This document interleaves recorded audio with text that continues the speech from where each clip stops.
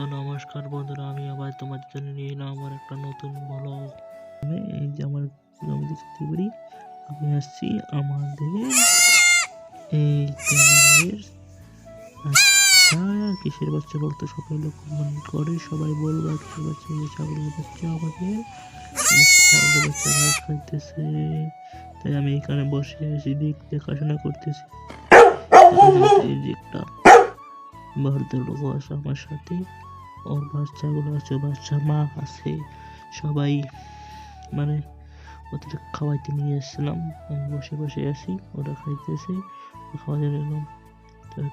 আমি এখানে বসে বসে আছি, রোদের মধ্যে বসে বসে আছি। অনেক রোদ পড়েছে আজকে, ওই জন্য এরা খাইতেছে। খাও খাও।